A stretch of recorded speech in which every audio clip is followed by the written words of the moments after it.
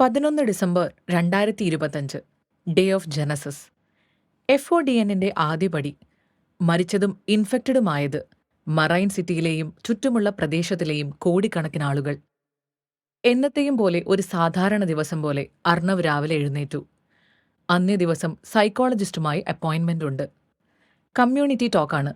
ഒന്നും സംസാരിക്കാതെ ഒഴിഞ്ഞു മാറാറുള്ള അർണവിനോട് അന്ന് സംസാരിച്ചേ പറ്റൂ എന്ന് സൈക്കോളജിസ്റ്റ് പറഞ്ഞിട്ടുണ്ട്. അതുകൊണ്ട് മനസ്സില്ലാ മനസ്സോടെയാണ് അർണവ് അവിടെ എത്തിയത്. തന്റെ ഊഴത്തിനു മുന്നെയായി അർണവിന് അലേർട്ട് മെസ്സേജ് വന്നു. കമ്മീഷണർ ഓഫീസിലേക്ക് എത്രയും വേഗം എത്താൻ. ജനസിസ് ബയോടെക്സിൽ നിന്നും ഗ്യാസ് റിലീസായിരിക്കുന്നു. അത് ശ്വസിച്ചവരെല്ലാം സൂംബികളായി മാറിക്കഴിഞ്ഞിരുന്നു. മറ്റുള്ളവരെ ഉപദ്രവിക്കാൻ തുടങ്ങിയിരിക്കുന്നു. അർണവ് കമ്മീഷണർ ഓഫീസിലെത്തി. ബ്രീഫിംഗിനിടയിൽ അർണവിന്റെ ഡിസ്റ്റന്റ് റിലേറ്റീവായ സഞ്ജനയുടെ കോൾ വന്നു. സഞ്ജന മാധവൻ ജനസിസ് ബയോടെക്സിലെ മൈക്രോബയോളജിസ്റ്റാണ്. ഒരു സയന്റിസ്റ്റ് എന്ന നിലയിൽ നേട്ടം കൈവരിച്ചിട്ടുള്ള ആളാണ്. അത്യാവശ്യമായി ഓർവെൽസ് പബ്ലിക് സ്കൂളിലേക്ക് വരണമെന്നും ഗ്യാസ് റിലീസായ ക്യാബിനിലുണ്ടായിരുന്ന വിനോദ് പ്രഭാകർ കൂടെയുണ്ടെന്നും അവരെ രക്ഷപ്പെടുത്തണമെന്നും പറഞ്ഞു. പോലീസിന്റെയും ഡിഫൻസ് ഓഫീസറിന്റെയും കൂടെ ഹെൽത്ത് ഏജന്റ് പോകണമെന്നായിരുന്നു റൂൾ. ഇൻഫെക്റ്റഡ് അല്ലാത്തവരെ കൂടി മറൈൻ പോർട്ടിൽ നിന്നും ലക്ഷദ്വീപിലേക്ക് മാറ്റാനും ഓർഡർ വന്നിരുന്നു. ഗവൺമെന്റിൽ നിന്നും അർണവിന്റെ സുഹൃത്തായ എഡിയെ കൂട്ടി ഓർവെൽ സ്കൂളിലേക്ക് തിരിച്ചു. റെസിസ്റ്റൻസ് ഫോഴ്സിന്റെ മറ്റൊരു പ്രധാന വ്യക്തി കൂടിയാണ് മാക്സിമസ് എന്നറിയപ്പെടുന്ന എഡി മാക്സിമസ്. എഡി ഒരു ഹെൽത്ത് ഏജന്റാണ്. ഓർവെൽ സ്കൂൾ ഇപ്പോൾ വിജനമാണ്. അവിടേക്കാണ് തളർന്ന അവശനായ ഡോക്ടർ വിനോദിനെ അവർ എത്തിച്ചത്. സഞ്ജനയ്ക്കൊപ്പം ഡോക്ടർ വിനോദിന്റെ കാമുകി അനഘ വർമ്മയും രേണുക റെഡ്ഡിയുമുണ്ട്. രേണുക എന്നാൽ എല്ലാവർക്കും എമിലി ജെയിംസൺ എന്നേ അറിയാവൂ. FODNന്റെ ആളാണ് രേണുക. വിനോദിന്റെ നീക്കങ്ങൾ മനസ്സിലാക്കാൻ അയച്ചതാണ് അവരെ. യഥാർത്ഥ എമിലിയുടെ നീക്കങ്ങൾ ഏറെക്കുറെ FODN വലയത്തിനുള്ളിലായി കഴിഞ്ഞു. ചാനലിന്റെ online and news paper editor ആയതുകൊണ്ട് പേരിന് പിന്നിലെയാൾ അനോണിമസ് ആയിരുന്നു. മാത്രമല്ല, വർഷങ്ങളായി വർക്കിംഗ് ഡിപ്പാർട്ട്മെന്റ് ഇന്ത്യയ്ക്കു പുറത്തും.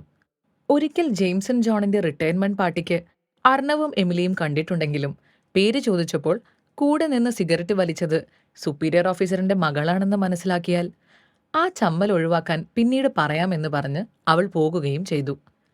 എന്തുകൊണ്ടും രേണുക റെഡ്ഡി സേഫ് ആയിരുന്നു. മറ്റുള്ളവരെ വിശ്വസിപ്പിച്ചെടുക്കാനും അവൾക്കറിയാമായിരുന്നു.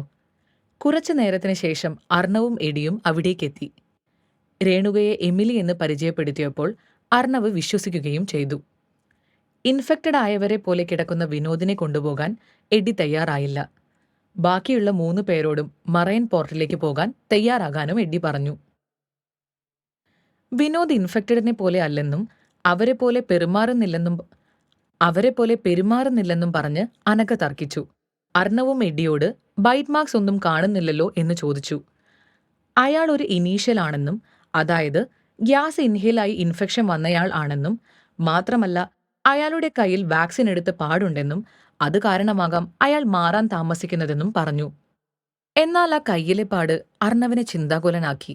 ഇതിനിടയിൽ വിനോദിനെ എഡി ഡക്ട് ടേപ്പ് വെച്ച് കെട്ടാൻ പോയി. അനഘ അത് തടുത്തു. വഴക്കുണ്ടാക്കി ആ ടേപ്പ് അവളെടുത്ത് എറിഞ്ഞു. പിന്നെയും പ്രശ്നമുണ്ടാക്കാൻ പോയത് അർണവ് തടുത്തു. എന്നിട്ട് ദേഷ്യപ്പെട്ട് പുറത്തേക്ക് ഇറങ്ങി നിന്നു. ഈ സമയം രേണുക അർണവിന്റെ അടുത്തേക്ക് വന്ന് എമിലിയെ പോലെ സംസാരിക്കാൻ തുടങ്ങി. അവളുടെ കണ്ടുപിടുത്തങ്ങളും ജേസോക്കിനെയും FODNനെയും കുറിച്ചെല്ലാം അർണവിനോട് അവൾ പറഞ്ഞു. കാര്യങ്ങൾ ഏറെക്കുറെ അർണവിന് മനസ്സിലായി. ജെയിംസൺ ജോൺ തന്നെ മറൈൻ സിറ്റിയിലേക്ക് പോസ്റ്റ് ചെയ്ത കാര്യങ്ങളും അർണവ് അതിനോട് ചേർത്ത് വെച്ചു. വിനോദിനെ സഹായിക്കുന്ന പാർട്ട്ണർ എലമെന്റിനെ കുറിച്ചും അയാൾ അറിഞ്ഞു. തെറ്റിദ്ധരിക്കേണ്ട, FODN ബേസ് കത്തിച്ച അജ്ഞാത സ്ത്രീയല്ല FODNനിത്. ഇസബൽ കാർലോസ് വിനോദിന്റെ കൂടെ വർക്ക് ചെയ്യുമ്പോൾ സ്വീകരിച്ച ഐഡന്റിറ്റി. ഇവർ നടന്ന് സ്കൂളിന്റെ മറ്റൊരു വശത്തെത്തി. അപ്പോഴേക്കും പൂർണ്ണമായും വിനോദ് സോംബിയായി മാറിക്കഴിഞ്ഞു. അവൻ അനങ്ങുന്നത് കണ്ട് അടുത്തേക്ക് ചെന്ന അനഘയെ തന്നെ അവൻ ആദ്യം ആക്രമിച്ചു. അവളെ മുറിപ്പെടുത്തി. അപായം മനസ്സിലാക്കി എഡി ഗണ്ണെടുത്ത് വിനോദിനെ ഷൂട്ട് ചെയ്തു. അയാൾ പൂർണ്ണമായും മരിച്ചു നിലത്തു വീണു.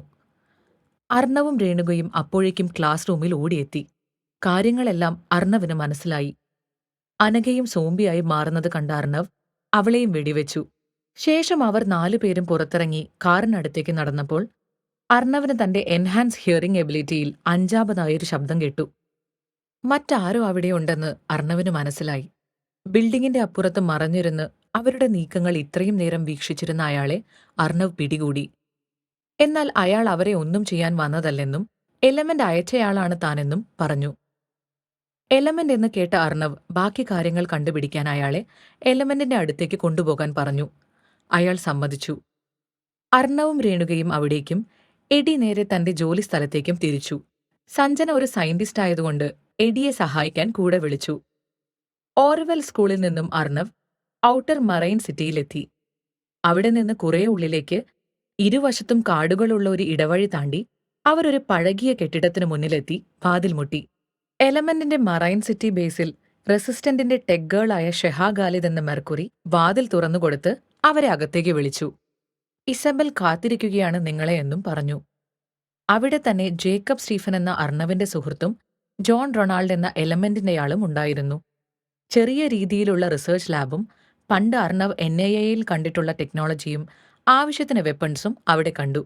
മസാക്കരി, സായി, കട്ടാന, വക്കീസാഷി പോലെയുള്ള ജപ്പാനീസ് വെപ്പൺസ് വേറെയും. ഒരു അപ്പോക്കാലിപ്സ് മുന്നിട്ട് കണ്ടുണ്ടാക്കിയ സ്ഥലം പോലെ. നാറ്റോയുടെ ആർട്ടിലറി ഷെൽസ് വരെ അർണവ് അതിനുള്ളിൽ കണ്ടു. ഒടുവിൽ അർണവ് നേരെ വന്നു ഇസബെല്ലയുടെ മുന്നിൽ. അവർ ഉടനെ അയാളെ നോക്കി. വെൽക്കം വാമ്പയർ എന്ന് പറഞ്ഞു. അർണവിന്റെ മുഖത്ത് ഒരു സംശയം ഓടിമറഞ്ഞു. എന്നിട്ട് അയാൾ തിരിച്ചു പറഞ്ഞു, good to meet you element എന്ന്. പിന്നീട് എലമെന്റ് FODNന്റെ പദ്ധതിയും അവരെക്കുറിച്ചുമെല്ലാം പറഞ്ഞുകൊടുത്തു. 72 മണിക്കൂർ കടന്നുപോയി. എഡിക്കൊരു കോൾ വന്നു. ലൈഫ് ലൈൻ ഹോസ്പിറ്റലിന്റെ അടുത്തുള്ള ക്വാറന്റൈൻ ക്ലിനിക്കിലേക്ക് വരാൻ. തനിക്കിവിടെ നല്ല പണിയുണ്ടെന്ന് പറഞ്ഞപ്പോൾ ഷാല എന്ന ഇൻഫെക്റ്റഡ് ആയ ഒരു പെൺകുട്ടിയെ അവർ കൊണ്ടുവന്നെന്നും എന്നാൽ അവൾ ഒബ്സർവേഷൻ പീരീഡ് കഴിഞ്ഞിട്ടും ഇതുവരെ ഇൻഫെക്റ്റഡ് ആയിട്ടില്ലെന്നും പറഞ്ഞു. എഡി ചിന്തിച്ചു, ഷാല ആയിരിക്കുമോ ആദ്യ ബ്രേക്ക് ത്രൂ?